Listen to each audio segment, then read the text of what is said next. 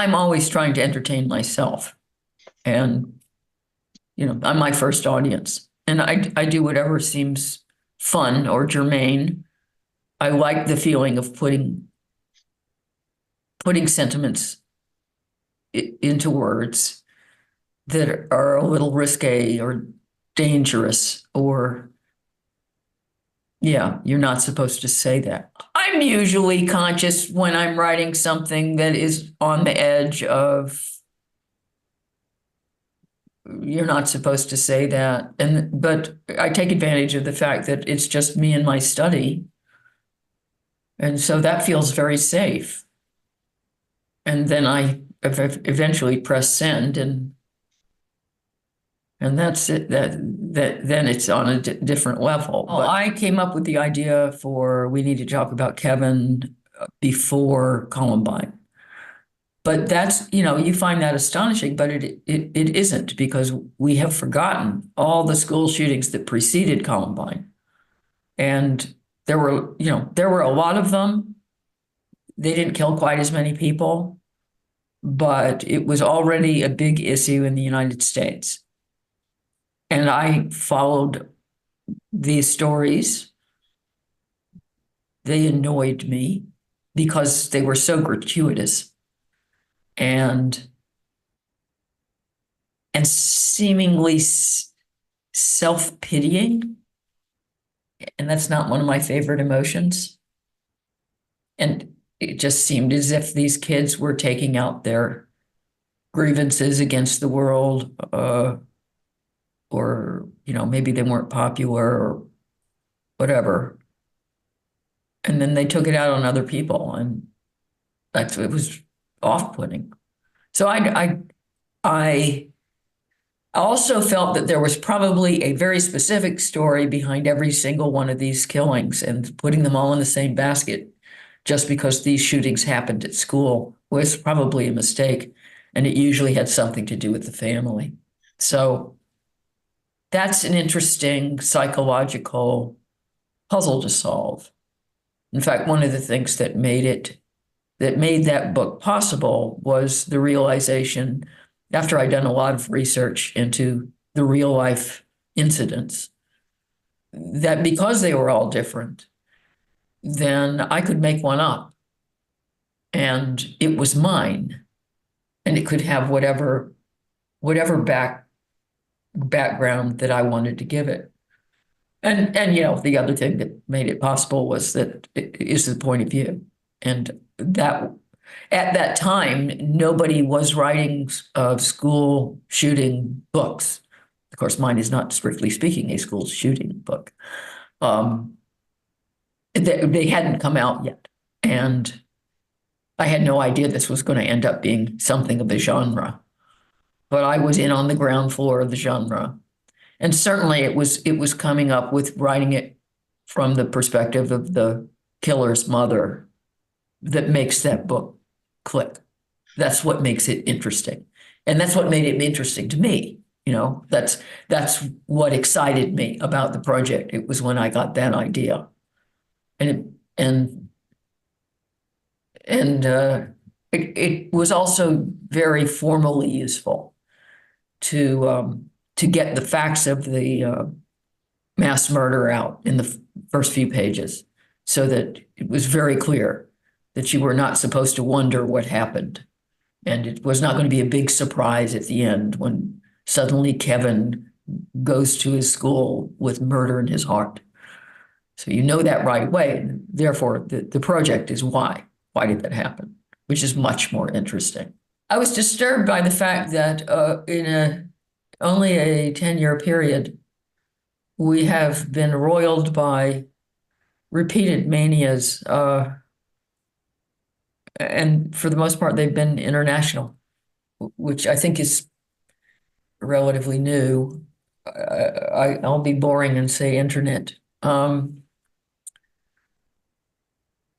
Certainly the transgender movement came out of nowhere at about 2012, which is actually why I set my book in an alternative 2011, because I didn't want to deal with any of these real life manias. I wanted to address the subject of manias, period. and our susceptibility to becoming infatuated with an idea and running with it. And then you can't, it becomes almost a religion and you can't question it. So in 2011, suddenly everyone, there were all these documentaries about transgenderism and it became the most sensitive topic in the world. And you couldn't say a discouraging word against it. It's like anything you said that was a little, was it, is this a good idea? That would get your head cut off. That's changed a little bit, but it took a really long time. And then Me Too in 2017 went all over the world, uh, starting with Harvey Weinstein, but it certainly didn't stop there. A legitimate beef, but I thought it became excessive and did a lot of damage and hurt a lot of men who didn't deserve it. COVID was a mania. COVID lockdowns were a mania. That was that was something we never considered doing before in the face of uh, communicable disease, and suddenly it was the only thing to do, and you couldn't say anything against it either. And COVID also fostered a couple of submanias, as I'd call them. The cult of the mask and the cult of the vaccine. And then there was Black Lives Matter, which just exploded over the course of 2 or 3 days after the footage of George Floyd's death went viral. So just as a package, and laterally I would throw in the cult of climate change. It's everyone thinks the same thing, everyone says the same thing, uses the same language, and there is no dissent permitted, period. And I know this has happened before, but it seems to me that we are generating hysterias faster and more globally than we ever have before. And I find the species susceptibility to psychic contagion very disturbing. So in Mania, I invented my own hysteria. And this time, someone publishes a book which is the subject of ridicule to begin with, but then it rapidly catches on, and not only catches on, but establishes a new gospel that actually everyone is as smart as everyone else. The only differences between people mentally are just processing issues, and cognitive discrimination is the last great civil rights fight. So you certainly can't call anyone stupid anymore, nor can you have tests.